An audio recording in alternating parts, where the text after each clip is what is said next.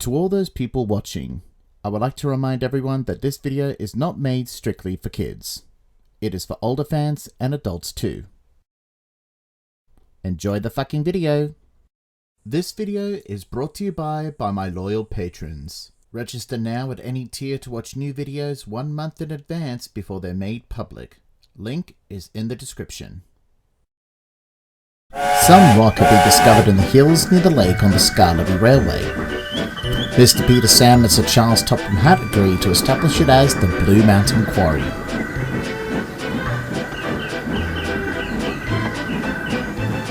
The little engine's extension was completed, and while the quarry was still being constructed, they collected the slate and took it to either Kroven's Gate or the transfer yard down the line.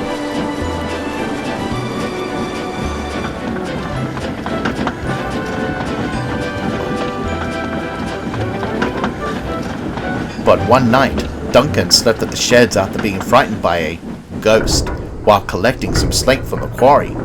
But really, it was only his crew scaring him just so they could teach him a lesson for teasing Peter Sam about his dilemma with the runaway trucks on the old iron bridge. The sun was up for another day, and he made his way back to Kroven's Gate with his overdue train of slate.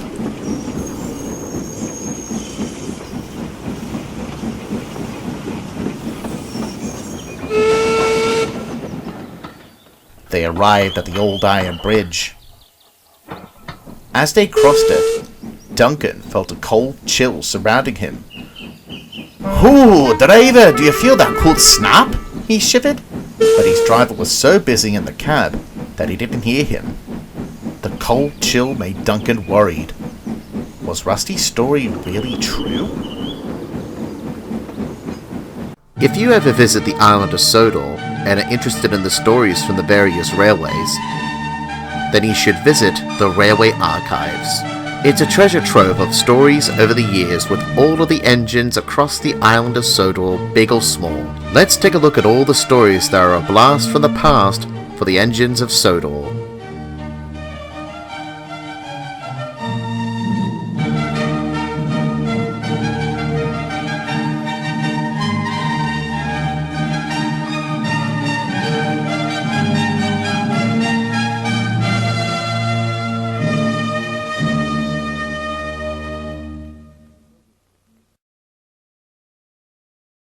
He arrived at the wharf. Mr. Peter Sam, the thing controller, was waiting for him crossly. "Where on earth have you been, Duncan?" he scolded. "James was waiting for your slate, and you didn't show up last night." "Spooked by a ghost, eh, Duncan?" Rusty teased quietly. Duncan said nothing. His driver then told the thing controller what had happened last night. "Well, no more tricks from you, driver," he replied crossly. "I expected better from you." And he walked away to his office. After he had left, Peter, Sam and Rusty were teasing Duncan about being frightened after what they had heard from Duncan's crew. "Fancy being scared by a bunch of fireflies," chortled Peter Sam. "And a rock," added Rusty, chuckling. "But when I went across that old bridge this morning, I felt a very cold chill in the air." "A chill? Rubbish, it's spring, Duncan. The weather is getting warm. It's not winter anymore. You wouldn't be seeing that if you crossed that bridge, Rusty." But Rusty just laughed. "Oh my," murmured Skarlovi. Duke pulled up alongside him. "What's been troubling you, Skarlovi?" he asked. "There's something that I have to tell you, Duke," replied Skarlovi. And then he told him. For the next few days, Duncan made his way towards the new quarry, and whenever he would cross the old iron bridge, he will still feel the cold chill, and on one of these journeys, his driver and fireman felt it too. "Ooh," shivered the driver. "What's with the cold?" "It was warm when we left the yard today," added the fireman. "But still, at least this strange cold air is cooling us down." But the cold air was still lingering around for even more days, and this made Duncan worried. The thing controller came to see him one day. "Duncan, I want you to collect more slate from the Blue Mountain Quarry today." I would rather not," he stuttered nervously. "Why not?" asked the thing controller sternly. Duncan was trying to find the right words to say, but he couldn't. He thought that telling the thing controller, in front of the engines, about the possibility of a ghost haunting around the old iron bridge would make them laugh at him. Rusty noticed the worry on Duncan's face for the last few days and then said, "I could do Duncan's work today, sir." "Very well. Duncan, that means you'll look after Rusty's shunting and maintenance work." "Oh, thank you, sir," replied Duncan, feeling relieved. This confused the other engines because Duncan would usually grumble about it. Rusty decided to inspect the old iron bridge as he made his way to the quarry. He saw the bridge ahead. As soon as he crossed it, he then felt it. "Bust my buffers," he gasped while shivering. "When did the temperature drop?" "I don't know, Rusty," replied his driver, "but we better make our way to the quarry. I don't want to get frozen by this weird phenomenon." When they reached the other side, they felt the weather getting warmer. Now it was Rusty who was worried about the idea of his story being real. He returned to the sheds and saw Duncan resting. "You were right about the bridge, Duncan." "I told you so. I believe it was that ghost of ours." Then Duke pulled alongside them looking very forlorn. "I believe you are right, Duncan. That cold air surrounding the old iron bridge is actually caused by a ghost." "What?" shrieked Rusty and Duncan together in disbelief. "Ghost?" "That ghost was an engine from the old mid-Sodor." "What? Does Peter, Sam and Sir Handel know about this?" asked Rusty. "I don't know if Stuart and Suffolk can know about it, and I think it's best to tell them when it's right." "Who was this mid-Sodor engine?" asked Duncan.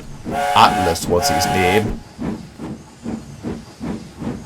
I already told Duke about it a few days back. He came to the railway after he was derailed as he and his driver were protesting about the mid-Sodor's closure. I don't know what it was like up at that quarry of yours, but all I know is that he was a little engine who always worked hard shunting trucks all around the mines. But I had heard of his demise when he fell off the bridge, and I wasn't surprised. He was always impatient, and I knew that one day he would lead to trouble." Then Skarloey told Rusty and Duncan the story. It was a misty, moonlit night, with a thick fog swirling around the old iron bridge. Atlas was heading for home after a hard day's work at the quarry. His shed was just over the old bridge, and he couldn't wait to get home.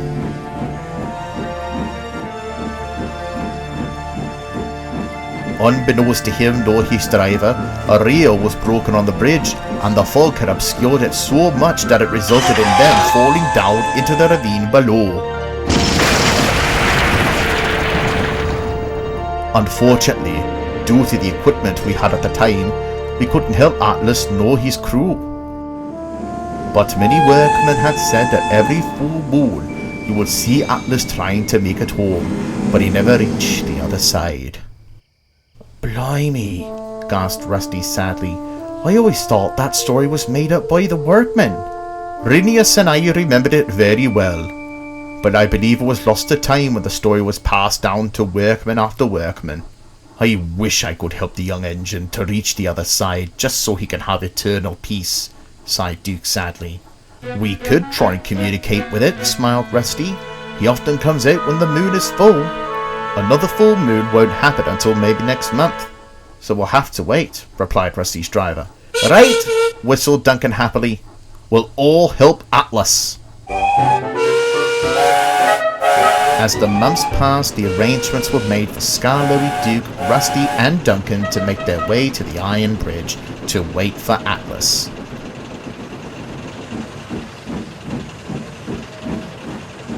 They soon arrived and waited for the full moon to rise. When the night came, the moon was up, the air was cold, and the mists began to swirl around the bridge. The four engines waited and were a bit worried. Then, "Here he comes," said Duke. He whistled back in reply. And then Atlas's whistle can be heard again, and then a voice. "Duke," it echoed. This made the other three shiver, but Duke looked on bravely. "Hello, Atlas," he called. "It has been a long time, my friend. My friends and I are here to help you. To get home? Indeed, my friend. But every time I try to get to the other side, I always fade away. I want to rest, Duke. I want to rest. Then Duke had an idea. We'll pull you to the other side, he said determinedly. Come on, lads. Let's give him a leading buffer. So the cavalcade puffed carefully towards Atlas. He was very happy. He was finally going home. Then the four engines reversed their way towards the shed. But then... Ah! wailed Duncan. My brakes! And mine as well, replied Rusty and Skarloey. And mine! gasped Duke. Driver, get us moving, called Duncan. I'm trying, groaned the driver. The brake lever's stuck tight, we can't move. Skarloey, Duke and Rusty's crew tried to pull their brake levers too, but to no avail. I think I know what's going on, replied Atlas solemnly. Earlier on the night that I fell into the ravine, my driver was worried about travelling through the fog. But I was determined to get back to my nice warm shed and would not heed the warning. My driver's spirit must be cross with me, and it placed me in limbo on the bridge so that one day I could learn my lesson. I guess that means I have some unfinished business to take care of, replied Rusty. Indeed, agreed Atlas, and then he shut his eyes. Hello? Driver? Hello, Atlas. I just came to say that I'm sorry. I'm sorry for not listening to your advice that night. I should have waited for the morning to get back. It was wrong for me for not listening to you.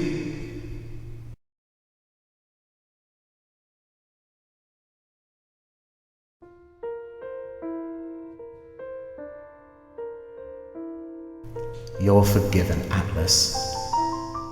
So does this mean that you let the others have their brakes off and I could go home? Of course. Try moving! Eventually the four engines' brakes were off and their wheels began to move. Hooray! Hooray! They whistled, and so they took Atlas to the other side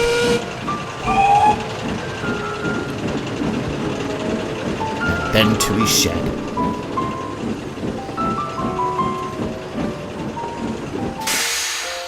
The shed was old with holes in the roof after years of decay, but Atlas was just happy to be home. Ah, home sweet home, he said. Enjoy your rest now, chuckled Duke. Thank you.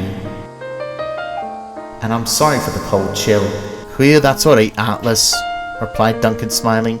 Thank you. He then yawned and went to sleep.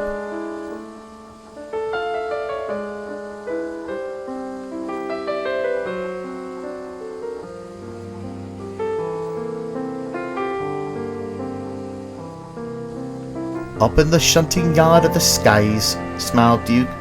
Come on, we better head off. And the four engines made their way home.